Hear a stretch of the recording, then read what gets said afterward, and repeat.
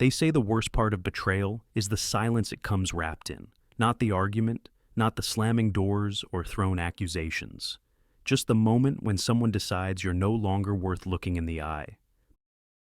My name is Daniel Crest. I'm 52 years old, or, as of this morning, a remnant of a previous era, according to the woman sitting across from me. For the last 19 years, I was Senior Vice President of Enterprise Accounts at Halverson Dynamics. If that name doesn't ring a bell, don't worry, it's not supposed to. We built industrial analytics software, the kind of product that never trends on social media, but keeps supply chains alive. We weren't flashy, but we were solid, until apparently that became a liability. She slid the termination papers across the polished glass desk without even meeting my eyes. A crisp, impersonal gesture. I watched the folder drift to a stop like a spent bullet casing. "You represent a time we've outgrown," she said, her voice smooth, well-rehearsed. "We need someone who can embody our new digital-first direction." I didn't blink, didn't speak, just picked up the pen and signed. One signature for 31 years in the industry, 19 of them under the Halverson roof, building the very enterprise pipeline that made this company acquisition ready in the first place.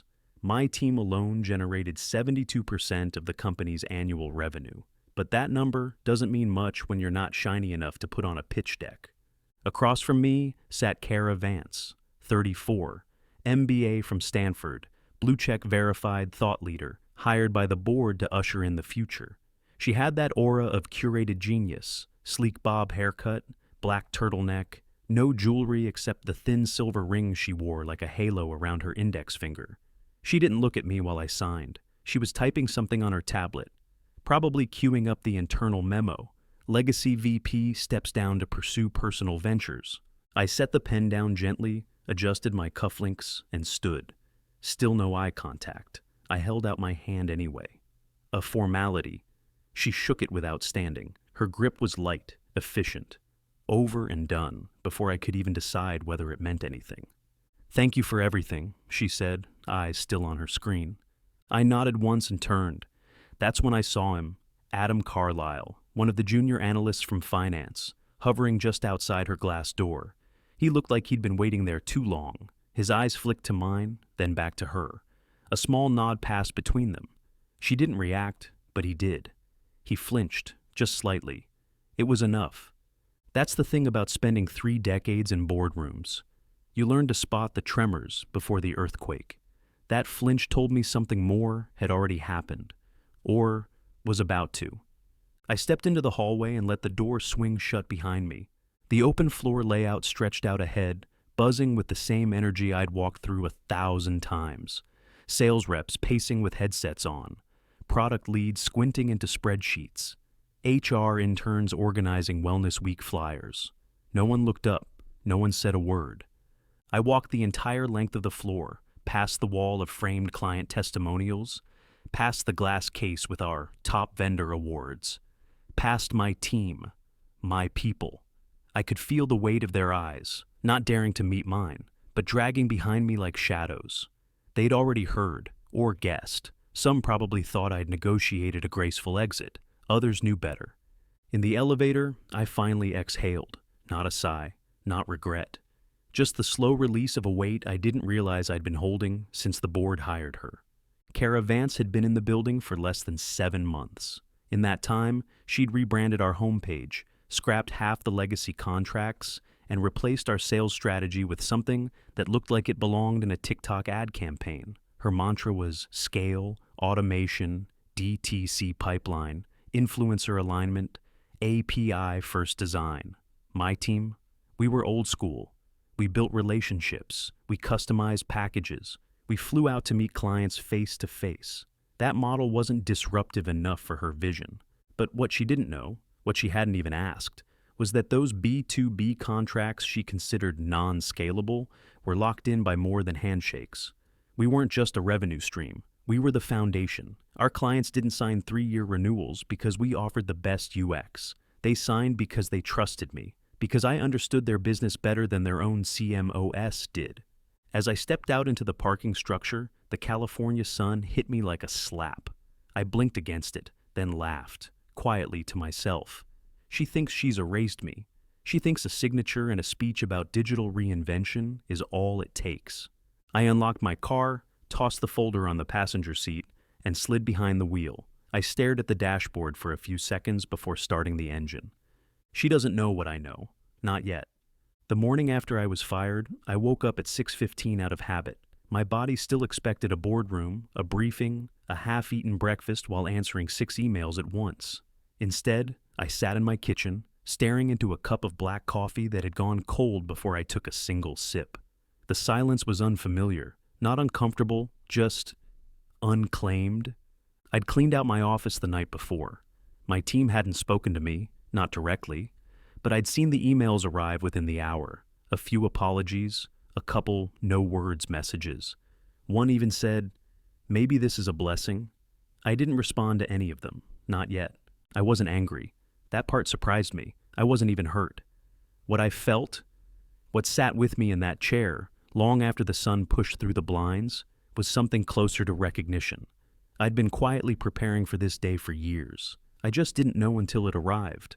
On my personal laptop, I opened the folder titled ARC, hidden in a side directory labeled with an old sports statistic code only I would recognize.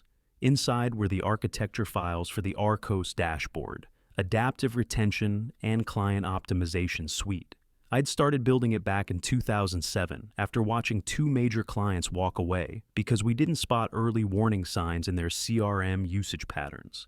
Everyone else blamed budget cuts. I blamed data blindness.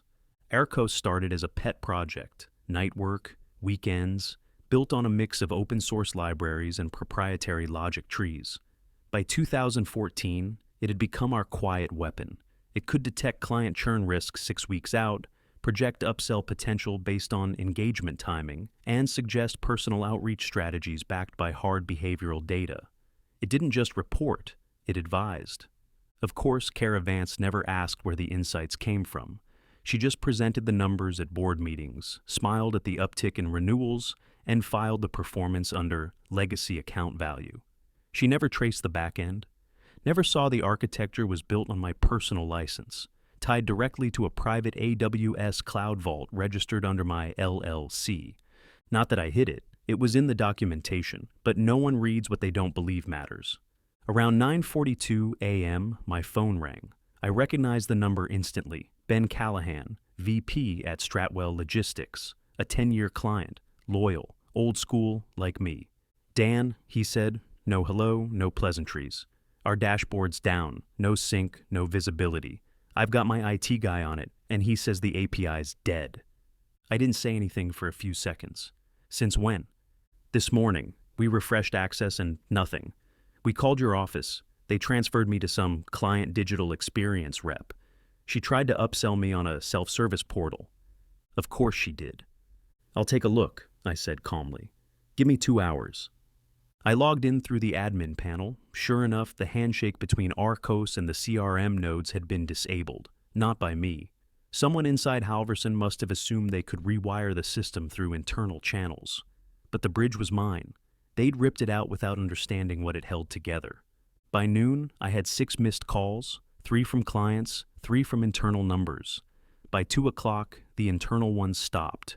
Probably realized they couldn't ask for help without admitting they didn't know how the system worked. Classic. That afternoon, I got a message from Clara Reeves, who managed our Fortune 100 telecom account. She'd always been brutally honest, the kind of woman who'd call out a bad pitch in front of 10 execs. "Tell me you didn't walk out and leave them without a plan," she wrote. "I didn't leave," I replied. "They shut the lights off while I was still in the room." "Typical," she responded. "We're reevaluating." Those 3 words, "we're reevaluating," hit like a signal flare. I wasn't asking anyone to leave Halverson. I wasn't making calls or offering deals. I didn't need to. The cracks were already showing, and the only person who knew where the foundation began was sitting in my kitchen, sipping reheated coffee. I pulled out the old leather-bound notebook I'd used since my early VP days. On the first blank page, I wrote a single word in block letters: continuity. Below it, I started listing names. Not companies, people. People I'd flown across the country to meet in person. People who'd emailed me their kid's graduation photo. People who'd called me, not support, when they lost a vendor or faced a compliance audit. These weren't assets, these were relationships. And Halverson had no idea how fragile trust becomes when you assume it's permanent. I didn't know yet what I was building, but I knew it wasn't a comeback. It was something quieter, more deliberate. Not revenge, not exactly, just continuity. The kind no algorithm could fake. The first email came on a Thursday morning at 7:14 a.m. The subject line read, "Notice of ongoing contractual obligations." I read it twice before finishing my coffee. It was from Halverson's in-house counsel, a neatly phrased legal threat dressed up in language like reminder, obligation, and potential breach. According to them, I was violating my non-compete clause by interfacing with legacy clients in a consultative capacity. They included a list of names: Ben Callahan, Clara Reeves, Greg Leinhart. All people who'd called me, not the other way around. All people whose dashboards went dark when Halverson pulled the plug on Arcos without knowing how it worked. I forwarded the email to my attorney, Glenn Rowe. Glenn had been with me through 3 acquisitions, 2 mergers, and 1 near-fatal malpractice claim from a disgruntled exec who blamed a lost bid on a bad pitch deck. Glenn was unshakable. He called me 20 minutes later. "They're bluffing," he said. "The non-compete expired 2 days before they fired you." I blinked. "What?" "You were on a rolling 12-month. They assumed your contract renewed with the fiscal calendar, but legally it lapsed at the end of quarter 3. They didn't catch it, probably too busy making sure your severance was minimal." I let that sink in. For a company obsessed with precision, they'd missed a date that now left me completely unbound. I hadn't initiated any outreach, but I wasn't going to apologize for answering the phone. By noon, I had a name registered: Continuity Group, LLC filed, domain purchased, landing page live, strategic consulting for legacy enterprise accounts navigating digital transformation. Clean, simple, and aimed straight at the cracks Halverson had been too arrogant to seal. I wasn't trying to take their clients, but I wasn't going to let those clients crash and burn under the weight of someone else's ignorance. Within 48 hours, Clara booked a formal consult. Greg asked for a review of his Q4 retention forecast. A mid-sized manufacturer I hadn't spoken to in over a year called out of the blue and said, "Whatever you're building, I want to be first in line." The board apparently didn't see this coming, but internally, the rumors started. I heard through a second-hand source that Kara had pulled the entire analytics team into a closed-door meeting, demanding to know why so many accounts were suddenly experiencing uncertainty. The term she used in the internal memo, I'm told, was market turbulence. They tried to rebuild Arcos's reporting system inside Salesforce. That's like replacing a Stradivarius with a kazoo and hoping no one notices during the concert. Then I got a text from someone I hadn't expected to hear from, Marcus Leong, my former right hand, operations guy. Sharp, loyal, but too pragmatic to take sides. "Marcus, can I call you off record?" I told him yes. We spoke that night. He was in his car parked outside the office, voice low like he was confessing something. "They're lost without you," he said. "They tried to replicate your pipeline from archived records, but everything's jumbled. Your tags, the deal stages, the follow-up timing, it's all manual now. Kara brought in a digital consultant who doesn't know the difference between net revenue and booked pipeline." I didn't respond. I just let him keep talking. "I've got offers from 3 firms, but if there's a chance you're building something, I'd rather work with someone who knows what the hell he's doing." There was a pause. I smiled into the dark. "Send me your resume," I said. "Or don't. Either way, there's a desk waiting."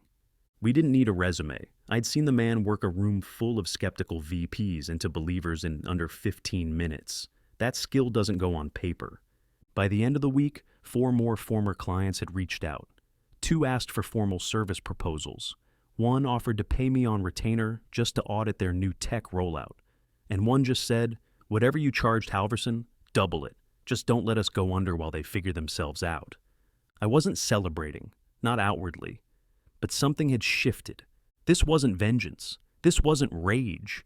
I wasn't gunning for Kara or trying to watch Halverson burn. I was just watching gravity do what it always does, pull things back to the ones who built them to begin with. Late Sunday night, I sat at my desk with the lights off, staring at the city outside my apartment window. My old leather notebook lay open beside me, 6 names written in careful block letters. 4 of them had already booked meetings. I picked up a pen, drew a quiet check mark beside each. The game hadn't even started yet, but I was already winning. I hadn't planned to speak at the conference, not this year, not with everything so fresh. But the invitation came 3 weeks before the event, and the title they pitched me, Client Trust is Not an Algorithm, was too sharp to pass up. Someone on the panel committee still had a sense of irony. The conference was in Scottsdale, same resort it's always been.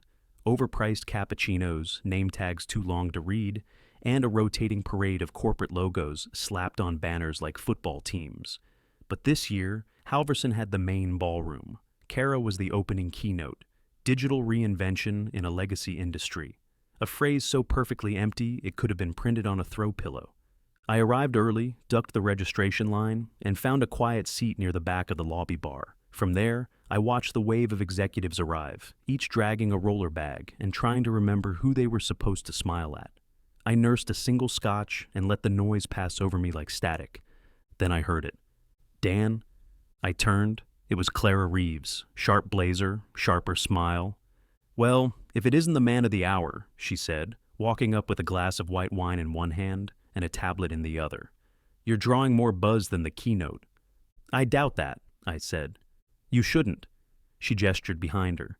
Ben Callahan's here, so's Gregorian calendar. They're all talking about you. Whatever you're building, it's working. That was the thing. I hadn't announced anything flashy. No press release, no rebranding stunt. Just a plain sight, 6 clients, and results. And apparently, that was enough. My breakout session was scheduled for 11:30 a.m., halfway through Kara's keynote. I didn't expect much of a crowd. Maybe a dozen people who missed the main room or didn't want to fight for a seat near the stage. I was wrong. By 11:10, the hallway outside the breakout room was packed. People kept checking their phones, whispering. A few walked out of the ballroom mid-sentence, badges swinging as they ducked past conference staff. Someone cracked a joke. Guess we'd rather hear from the guy who actually built something. I stepped into the room 5 minutes early. It was standing room only. I didn't use slides, didn't need them.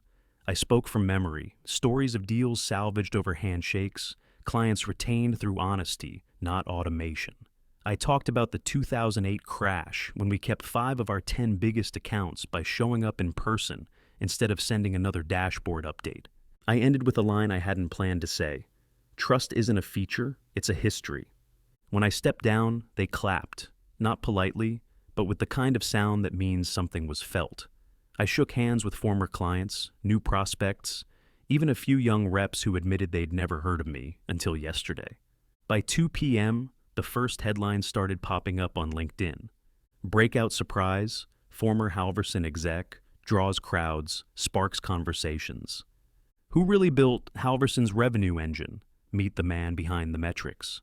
By 5 o'clock, 2 industry trade sites had posted side-by-side client migration charts.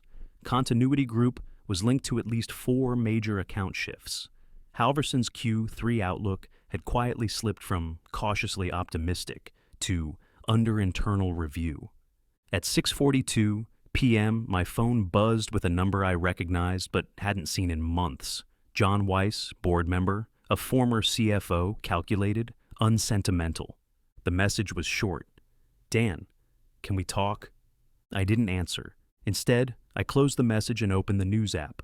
One of the tech journals had just posted a slideshow from the conference. Kara's keynote photo led the piece. Her expression frozen mid-sentence, eyes somewhere above the audience, mouth slightly open like she was trying to convince even herself. The caption beneath it read, Reinvention or Retreat. Halverson faces retention crisis.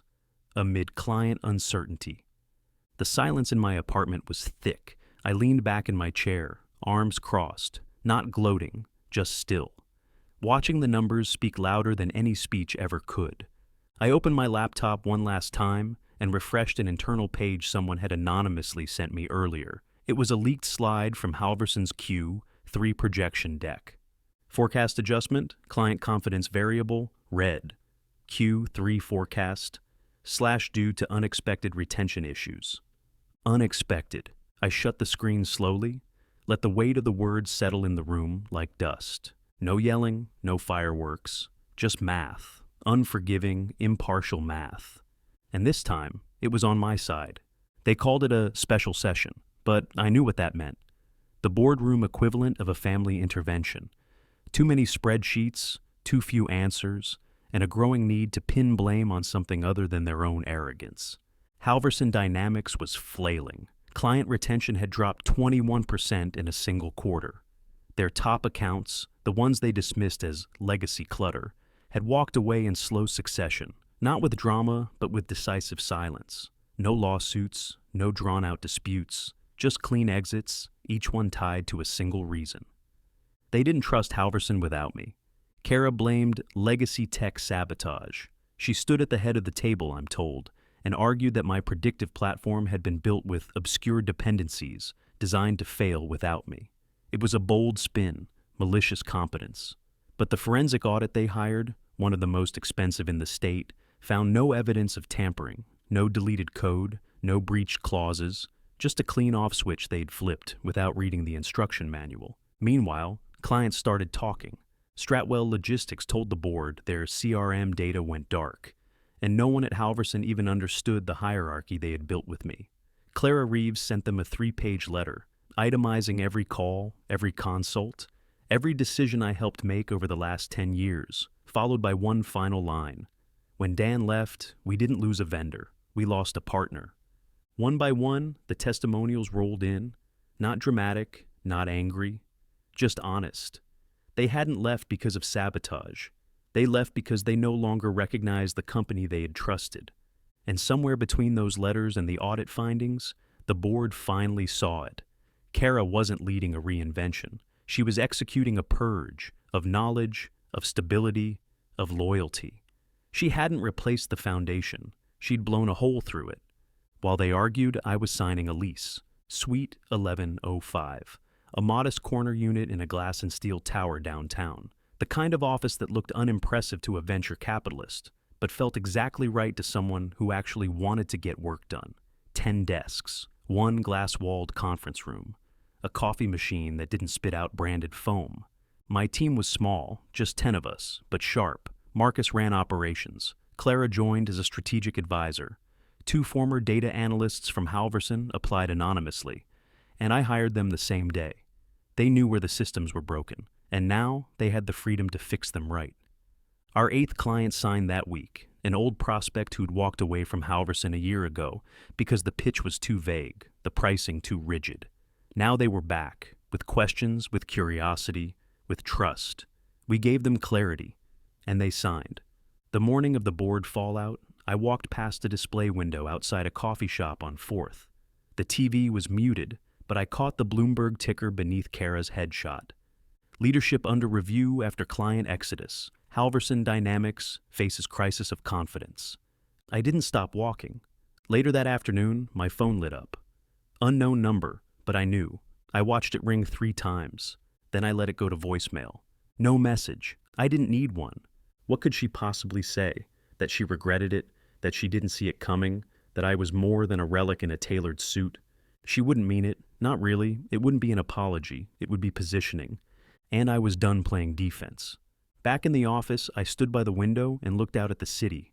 Familiar, noisy, pulsing with a kind of energy I hadn't felt in years. Behind me, the walls were still bare, the bookshelves half full. We'd been too busy building to decorate. I liked it that way. On my desk sat 2 notebooks, one old, one new. The leather-bound one, the one I'd used at Halverson, was closed now, tucked neatly in the drawer. Every name inside had either followed me or faded from relevance. The other notebook, crisp and white, sat open. The label on the front was handwritten. Next Moves. I took a slow sip of my coffee. It was hot, plain, and perfect. No logo, no branding. Just what I needed. I leaned back in my chair and smiled. Not the kind you wear for press photos, but the quiet kind that settles into your bones when you know exactly where you stand. Turns out I wasn't obsolete. I was just underestimated.